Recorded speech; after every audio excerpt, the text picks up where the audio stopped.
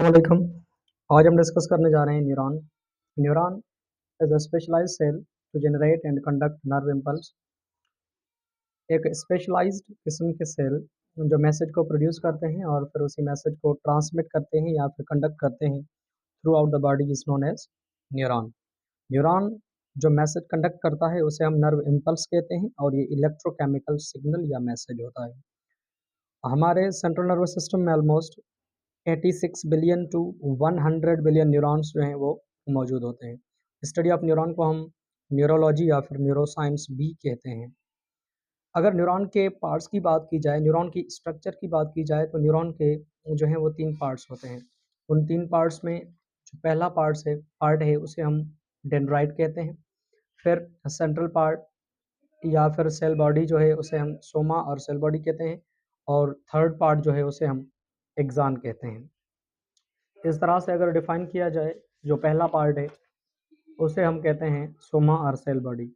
सोमा और cell body जो है वो कंटेन करती है न्यूक्लियस जो कि कंट्रोल करता है एक्टिविटीज़ ऑफ न्यूरॉन, और उसके अलावा उसमें कुछ सेल ऑर्गेनेल्स भी मौजूद होते हैं लाइक माइटोकॉन्ड्रिया जो कि एनर्जी प्रोवाइड करेगा, गोल्गी अपराटस, नेजल बॉडीज जो कि प्रोटीन सिंथेसिस में काम आएंगे। ये सोमा और सेल बॉडी जो है ये कंट्रोल सेंटर है किसी भी न्यूरॉन का, जिस तरह से बताया कि ये कंट्रोल करेगा एक्टिविटीज़ के न्यूरॉन को क्या करना है और किस वक्त करना है। और उसके बाद इसी सेल बॉडी और सोमा से अराइज होगी एक स्ट्रक्चर जिसे हम कहेंगे डेंड्राइट। देखें, ये जो पार्ट है इसे हम सोमा कहते हैं और इससे जो अराइज होने वाले ये शॉर्ट प्रोजेक्शंस हैं, शॉर्ट ब्रांच स्ट्रक्चर्स हैं, इन्हें हम डेंड्राइट कहते हैं। फिर ये इन डेंड्राइट का काम क्या है? इन डेंड्राइट का काम है कि अगर कोई मैसेज आ रहा है किसी दूसरे न्यूरॉन से, तो उससे वो मैसेज लेकर सोमा तक कन्वे करना।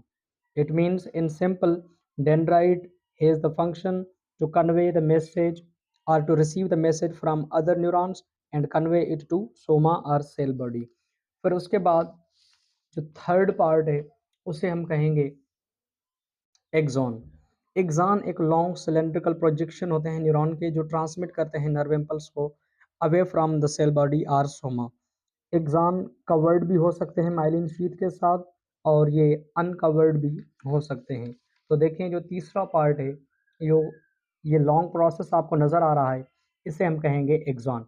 एक्सॉन जिस जगह से अराइज होगा उसे हम एक्सॉन हिलक कहेंगे और एक्सॉन ये जो थ्रू आउट स्ट्रक्चर नज़र आ रही है इसे हम एक्सॉन कहते हैं और एक्सॉन पर ये जो कवरिंग आपको नज़र आ रही है छोटे छोटे पैकेट्स के फॉर्म में, इन्हें हम माइलिन शीथ कहते हैं। Myelin sheath is a insulating covering that insulates the neuron. और जो स्पेस नज़र आ रहा है टू माइलिन शीथ्स के पार्ट्स के दरमियान उसे हम नोड ऑफ रेनियर कहेंगे और इसके जो टर्मिनल इंड्स हैं उन्हें हम एक्सॉन टर्मिनल कहते हैं। ये जो नोब लाइक स्ट्रक्चर आपको नज़र आ रही है इसमें कुछ केमिकल्स स्टोर्ड होते हैं जिन्हें हम न्यूरो ट्रांसमीटर्स कहते हैं। फिर न्यूरॉन के अगर टाइप्स की बात की जाए तो न्यूरॉन के 3 टाइप्स हैं। पहला जो टाइप है उसे हम सेंसरी न्यूरॉन कहते हैं।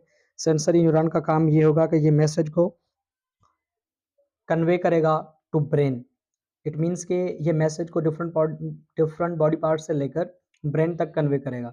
और मोटर न्यूरॉन जो है वो जो मैसेज अब ब्रेन ने कोई इंस्ट्रक्शन जो है वो जनरेट की, तो वो ब्रेन की इंस्ट्रक्शन या ब्रेन का मैसेज जो है लेकर बॉडी पार्ट्स तक पहुंचाएगा, उसे हम मोटर न्यूरॉन कहेंगे।